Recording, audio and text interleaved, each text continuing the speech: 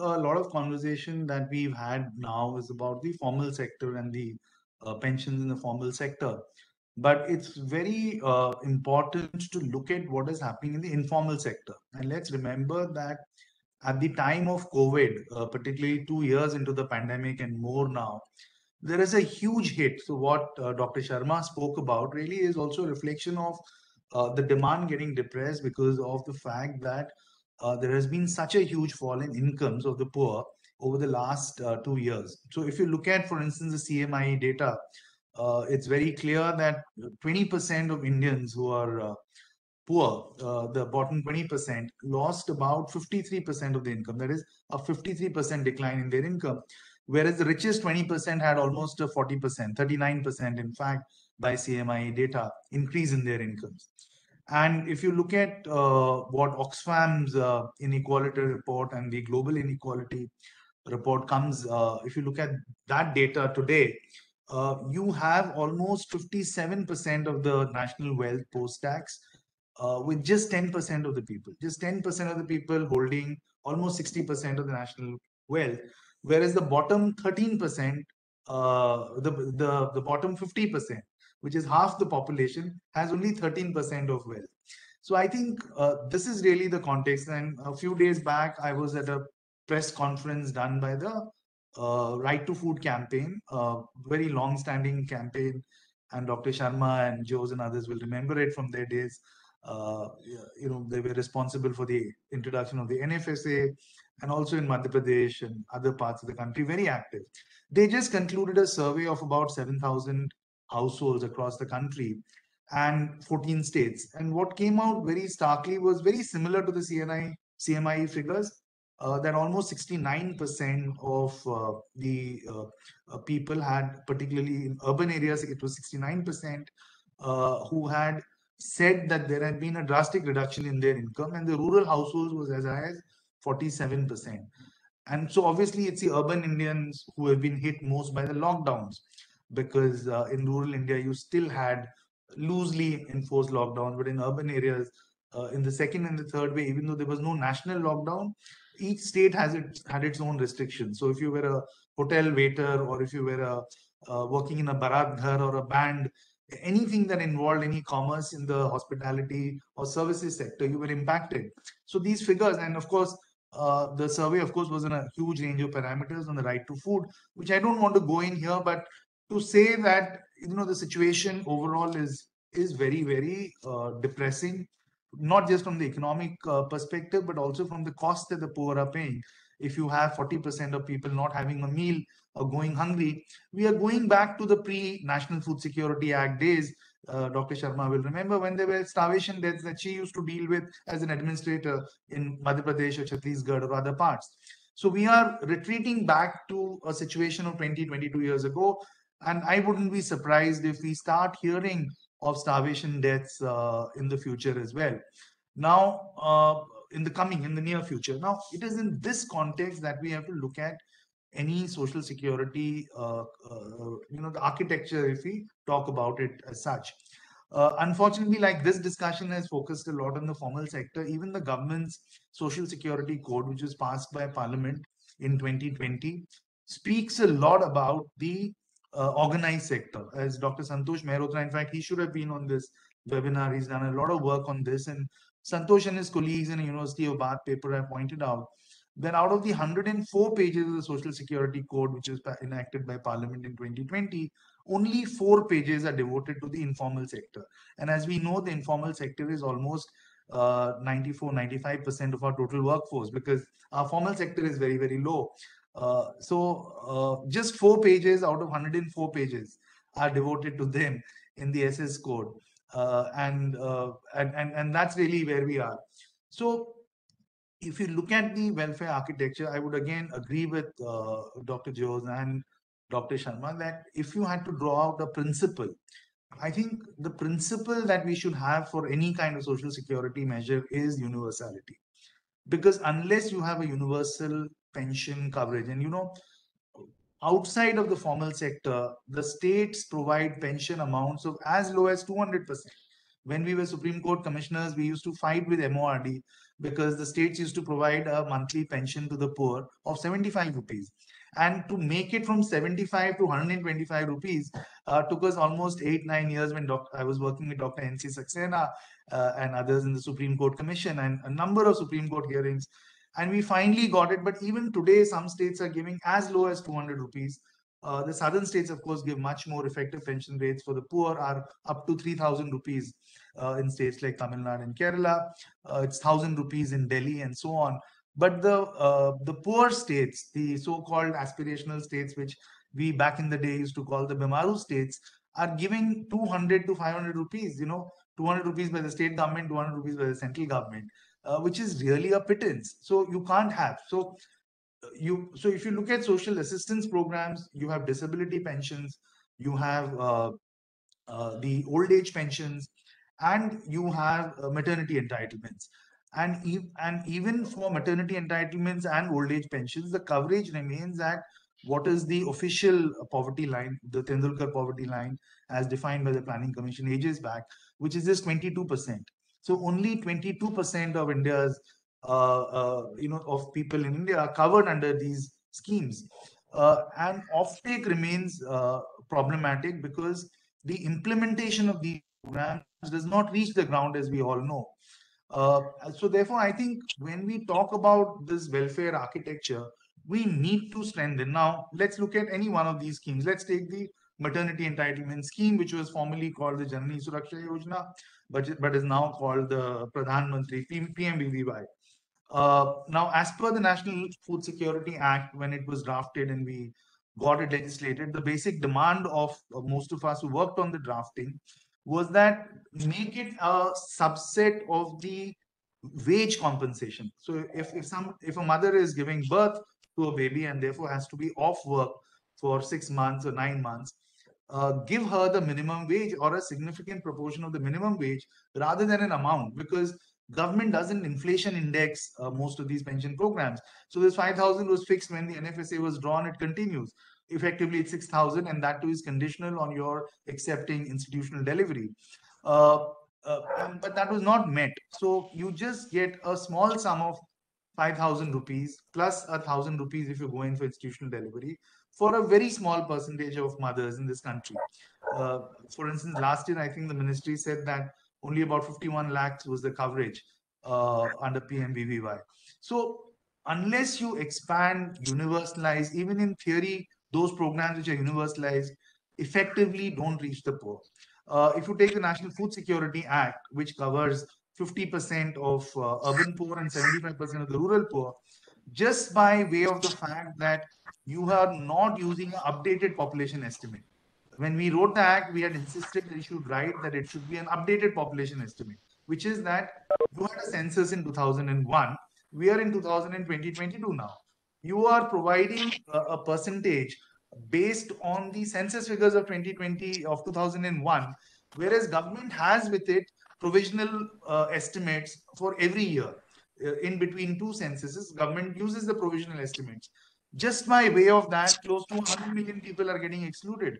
Of course, states are bearing that additional financial burden because many states have expanded the NFSA coverage, but the central government's quota is 100 million less. So I think, the point is that even when there are programs, what is it that we need to strengthen the welfare architecture that we have today? NREG is again a classic example. If you look at the budget this year, in a year of a pandemic where Dr. Sharma has very rightly pointed out, we need a demand side stimulation. And during a crisis like this globally, we saw that every right wing economist was a Keynesian, except in India, where we have effectively cut down. Now, NREG's budget allocation for this year is about 75,000 crores, which is down 34% from the revised estimate of 98,000 crores last year, which means that on an employment front, instead of boosting demand, you actually cut down the budget by 34%. So how is the economy going to recover, let alone provide money into the pockets of people, if we are going to, not make demand side interventions to boost demand? Now, if you look at the global spending during the pandemic, if you take the OECD average, I think it was about 12, close to 12% of the GDP, which was given additional to boost demands in various countries by way of furlough schemes and so on, or other fiscal measures. In India, that was less than 4% of GDP. So, and that included all kinds of things as usual, which are not really translating into money into the pockets of the poor. So, what I want to say is that yes, it's important, but at the heart of everything we do, we must have the poorest of the poor and a universal program which is self-targeting, which allows expanded coverage rather than a limited coverage. Secondly, coming back to my point on urban India being hit bigger in this pandemic than rural India, what we urgently need is something which we used to discuss years ago when the Rural Employment Guarantee Act was NREGA was introduced, that we need a similar program for urban India.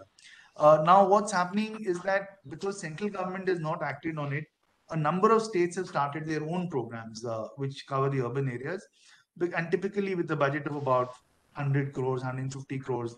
Rajasthan, day before yesterday or 3 days back, when they passed the state budget, allocated 800 crores, which is the largest urban program you will have. But we need, along the lines of the NREJ, a large urban employment guarantee program to capitalize on the demographic dividend that we speak about. Because if you don't capitalize on it, this soon turns into a nightmare, not just on the economic front, but on the social front, because a lot of the social schisms that are being caused in society today are also happening because a very large section of young people are unemployed.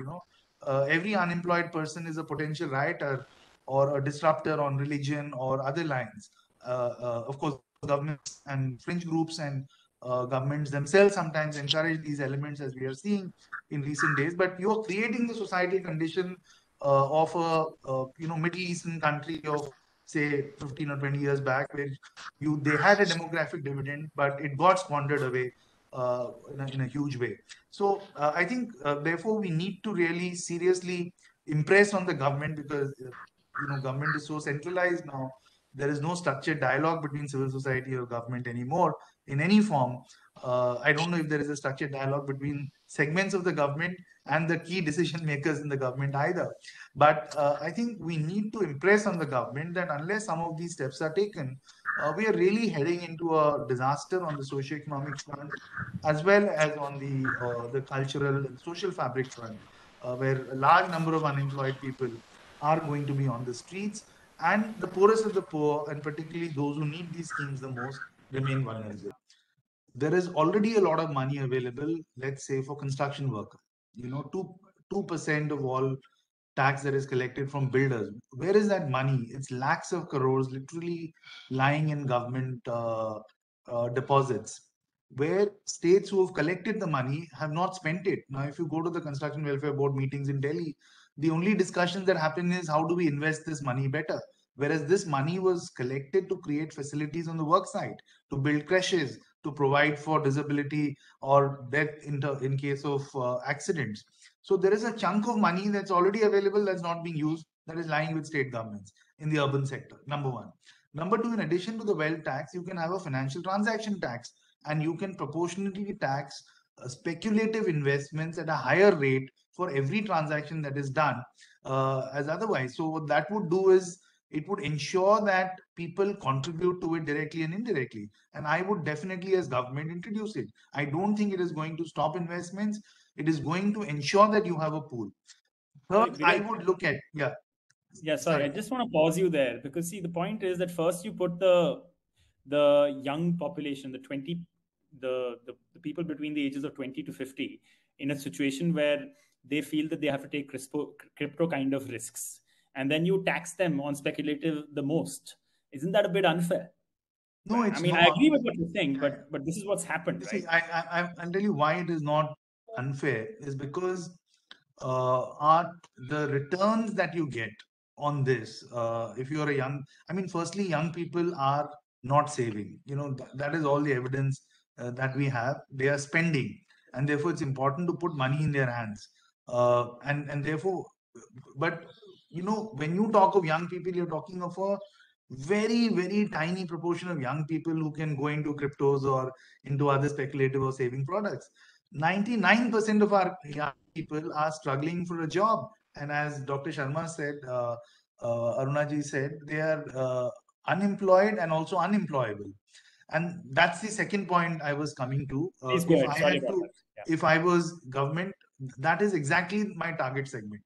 Because if I do not address this problem, then I have, a huge amount of social problems that are going to crop up in the coming days. So I would definitely introduce a urban guarantee scheme, employment guarantee scheme, which is linked to skill building. And Professor Jean Drèze has suggested a whole what he calls a duet, where you use this employment guarantee scheme to promote skills that people can use and create a livelihood for themselves rather than be on the streets protesting.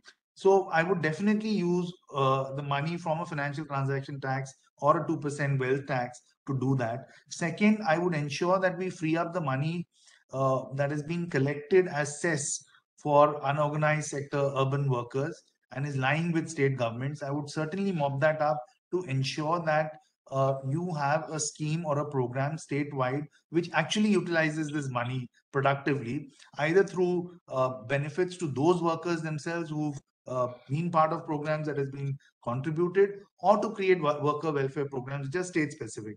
Third, if you look at even countries like Brazil, forget the West, forget unemployment insurance, or we are a long, long way away from all of that, or a basic income to all citizens.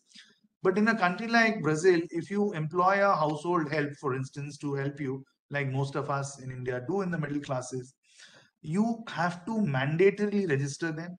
You have to mandatorily pay them 13 months' wages, of which 1 month's wages goes directly into a contributory pension fund for them. We are not able to enforce anything like this. We don't want to build it because somehow the welfare for the poor is seen as a burden that should not be put on others. But that is not how any society moves. So it is absolutely essential. We are unable to even ensure minimum wages are paid. If Delhi minimum wages are higher or get higher because the local government, state government increases it, immediately employers register their workers in Noida or in Gurgaon, where the minimum wages are lower, and give them letters from there so that they don't have to pay Delhi minimum wages. So we have become a society. Why was there so much opposition to NREGA when we worked on that, and when Dr. Sharma and others were working on that ages back?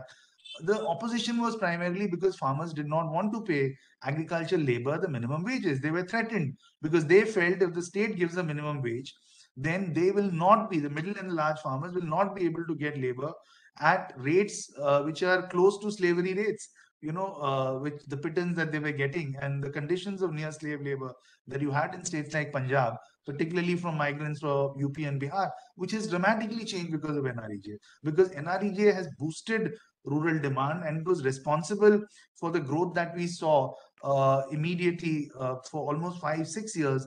The pickup in rural demand, the increase in wages across sectors which NREJ pushed was really dramatic, and we need to do that. And the last thing I would do, picking up on what Jose and Dr. Sharma said, is that I would also look at the deficits in current programming on food security. For instance, it will not cost me much uh, to introduce. It's about 7 8,000 crores to introduce a breakfast in the midday meal scheme across the country. So that, because it will cut on early morning hunger, it will increase learning outputs, and it's a no-brainer. It's cheap, it's doable, it can be implemented because the infrastructure is already there for the midday meal.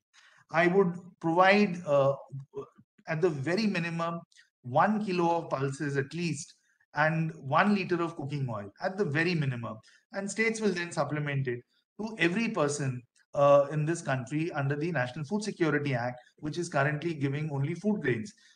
We are meeting the calorie deficit to some extent. We are not meeting the protein deficit. That can be easily covered by providing oil and pulses, and then states can supplement it. Somebody can give eggs or whatever else they want. Um, but switching to more nutritious foods like millets, these are no-brainers. It doesn't cost much. States are already doing it. And in the immediate term, I hope that the the Pradhan Mantri Khadya Suraksha Yojana, which is now providing the special scheme where you're getting food rations. I mean, for heaven's sake, I would ensure that it is not stopped after the UP elections or the current round of elections, but continues at least till December. Because Okay. please understand that one of the things that came out in the Right to Food survey is the fact that most people have stopped taking gas cylinders in urban areas and rural areas, refills, because of the cost. And you are talking about, we are heading towards the days when we will be talking about the dream time when Brent crude was $100 a barrel.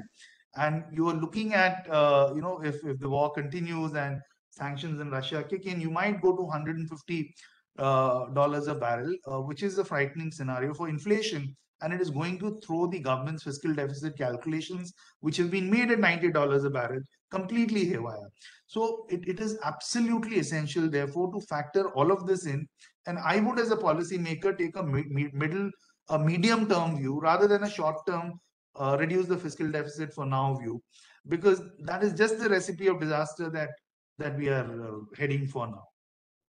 uh, you know, people have to vote with their feet and vote governments out, which are delivering what one would call no vision, only television kind of governance.